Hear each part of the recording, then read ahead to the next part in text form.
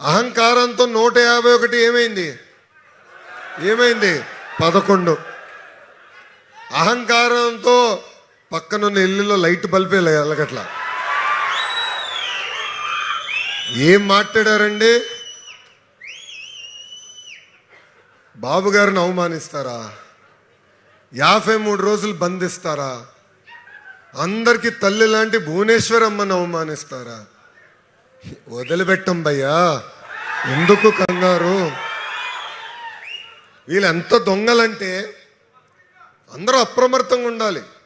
వీళ్ళు ఎంత దొంగలంటే మొన్న శ్రీకాకుళంలో ఒక గుడిలో, కాశీబుగ్గన్న వెంకటేశ్వర స్వామి గుడిలో 9 మంది భక్తులు చనిపోయారు. పాప అక్కడున్న పాండా గారు వెంకటేశ్వర స్వామిని ప్రజల దగ్గర తీసుకొద్దామని ఆయన భూమి సుమారుగా 12 ఎకరాల్లో 20 కోట్ల రూపాయలు ఖర్చు పెట్టి ఒక అద్భుతమైన గుడి నిర్మించారు. పొరపాటు జరిగింది, 9 మంది ప్రాణాలు కోల్పోయారు. అక్కడున్న మా శిరీషక్క కానీ, స్పీడ్గా మా అచ్చన్న కానీ, మన అచ్చన్న బాగా చిక్కిపోయాడు బా, సన్నగా అయిపోయాడు ఇప్పుడు. అచ్చన్న కానీ, తర్వాత రాము, మన రామ్మోహన్ నాయుడు, రాము కానీ, నేను కానీ, అనితమ్మ కానీ అందరం వెళ్ళాం. అన్ని కార్యక్రమాలు చేసుకున్నాం, కుటుంబానికి అండగా నిలబడ్డాం, ప్రోగ్రాం ఫినిష్ చేసుకున్నాం. అయిన తర్వాత పాండా గారు మీడియా అందరితో మాట్లాడితే ఇంతమంది వస్తారని నాకు తెలియదు, దేవుడే ఇంతమంది తీసుకొచ్చారు అని ఆయనే చెప్పారు. కానీ దాని ఒక ఫేక్ వీడియో తయారు చేసి పాండా గారు ఏదో చెప్పినట్లు నేను పర్మిషన్గా అప్లై చేశాను కానీ వీళ్ళు సెక్యూరిటీ ఇవ్వలేదని చెప్పేవారు. అంటే ఎలాంటి అబద్ధాలు చెప్తారో దయచేసి గమనించారు. గతంలో చూసాం 2019 నుంచి 24 వరకు కూడా ఒక అబద్ధం చెప్పారు. 34 మంది ఒకే సామాజిక వర్గం చెందిన వాళ్ళు డిఎస్పీలని ప్రమోషన్ ఇచ్చామని చెప్పారు. అవునా కదా? చెప్పారా లేదా? తర్వాత తేలింది ఏంటి, 4 ఉన్నారు ఆ సామాజిక వర్గానికి చెందిన వారని. అంటే చూడండి, అబద్ధాన్ని ఎంత బాగా చెప్పగలుగుతారో వాళ్ళు. మనం నిజం అంటే చెప్తే చాలు స్వామి, మనం చేసే పనులు అంటే చెప్పాలి. ఇక్కడ ఉన్న కార్యకర్తలందరూ కూడా ఒక విషయం చెప్పదలుచుకున్నాం. మన పార్టీలో ఒక జబ్బు ఉందండి. ఆ జబ్బు పేరేంటో తెలుసా? అలక. అలక చాలా ప్రమాదకరమైంది అలక. ఎందుకంటే మీరు అలిగే ఇంట్లో పడుకుంటారు, మాకైతే తెలుసు స్వామి నువ్వు అలిగేవలేదు. నేను ఇప్పుడే ఉత్తమ్ కార్యకర్తలు కలిసినప్పుడు చెప్పిన, అయ్యా జగన్తో ఎంత పోరాడానో 3 రెట్లు ఎక్కువ నేను పార్టీలో పోరాడాను. నమ్మకున్న సిద్ధాంతాల కోసం పోరాడాలి, నమ్మకుంది అవునప్పుడు అహర్నిశలు కష్టపడాలి. మీరందరూ అనుకోవచ్చు లోకేష్ చెప్తే అయిపోతుంది, అంత సీన్ లేదు. బాబు గారు చెప్పాలి, నచ్చ చెప్పాలి, మళ్ళీ 10 మందితో చర్చించాలి. ఎందుకంటే పార్టీ అనేది ఒక వ్యవస్థ. ఒక వ్యవస్థని ముందలు తీసుకెళ్లాలంటే సమిష్టి కృషి అనేది చాలా చాలా అవసరం. సో గతంలో ఈ క్లస్టర్ యూనిట్ బూత్ వ్యవస్థ కానివ్వండి, పార్లమెంట్ పార్టీ అధ్యక్షులు, ఎందుకంటే మనకి ఎప్పుడు జిల్లా పార్టీ అధ్యక్షులు ఉండేవారు. నేను బాబు గారితో గొడవపడి లేదు పార్లమెంట్ పార్టీ అధ్యక్షులు తీసుకురావాలంటే నాకు 1 సంవత్సరం పట్టింది ఆ వ్యవస్థ తీసుకొచ్చేదాన్ని. కానీ నమ్మాను, అది కరెక్ట్ పార్టీ కానీ నమ్మా. మాట్లాడా, పోరాడా, ఒకసారి అవులా, వేరేళ్ళని పట్టుకున్నా, అప్పుడవులా, ఇంకొకరు పట్టుకున్నా, అవులా, సంవత్సరం తర్వాత అనుకుంది నేను సాధించాను. అందుకే మనందరం కలిసికట్టుగా పనిచేయాలి. అలక అనేది ఉండదు, అలక మానేయండి. కాబట్టి ఒక డోలో 650 వేసుకోండి, అలక మానేయండి. ఏమైనా ఉంటే రండి. సురేంద్ర గారు ఉన్నారు, ఎంపీ గారు ఉన్నారు, అబ్జర్వర్ గారు ఉన్నారు, అదేవిధంగా పార్లమెంట్ పార్టీ అధ్యక్షులు ఉన్నారు, టీజీ భరత్ గారు ఉన్నారు, నేనున్నా. చర్చిద్దాం, మాట్లాడుకుందాం. నేనన్నా మిమ్మల్ని కన్విన్స్ చేస్తాం, మీరన్నా నన్ను కన్విన్స్ చేయాలి తప్ప అలాగే ఇంట్లో పడుకున్నాక లేనే లేదమ్మా. ఈ మధ్యన వైకాపాలో ఒక పదం వాడుతున్నారు, ఏమనంటే రప్పరప్ప అంటున్నారు. ట్రీట్మెంట్ కూడా అట్లనే ఉంటుంది భయ్యా, ఎందుకు వరి అవుతున్నావు? వదిలిపెడతాం అనుకున్నారా? లా అండ్ ఆర్డర్ ఎవరు వాళ్ళ చేతికి తీసుకున్నా ఎవరిని వదిలిపెట్టాం.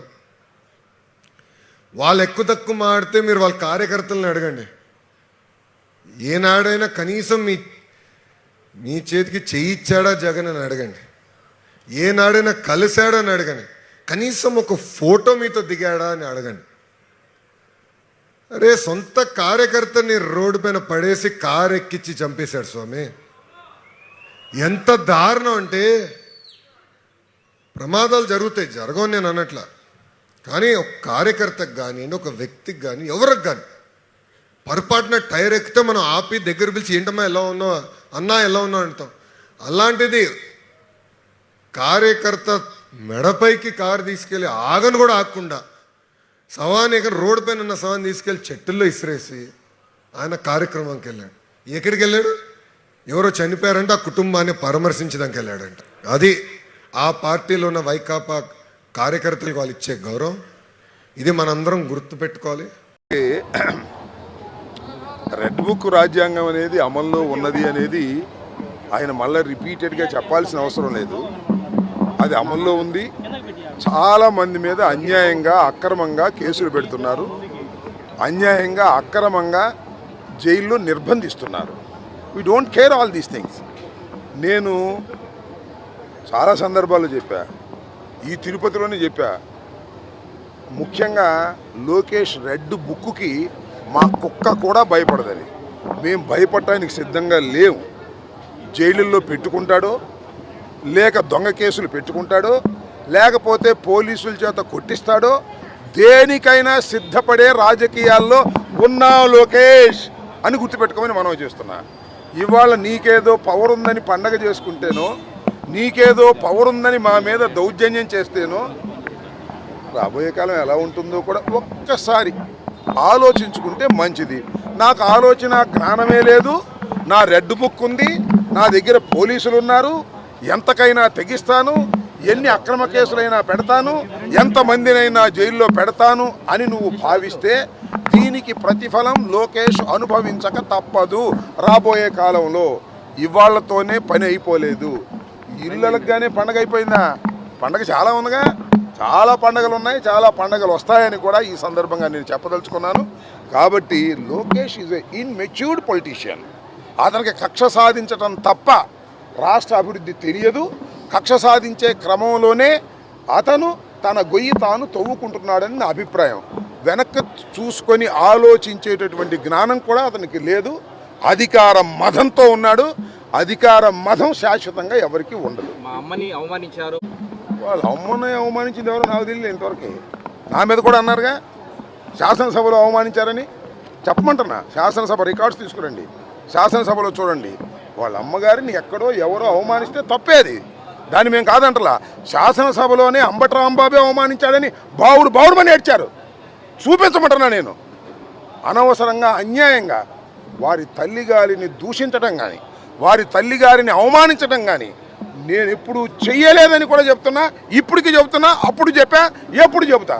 నేను అవమానించినట్టుగా ఏదైనా ఉంటే చూపించమని అడుగుతా ఉన్నా.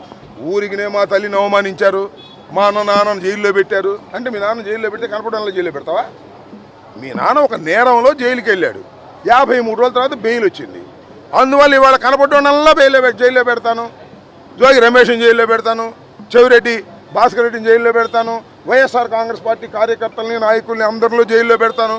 పెట్టుకో, ఏమైంది? జైల్లో పెడితే చచ్చిపోతామేంటి? జైల్లో పెడితే రామా బయటికి?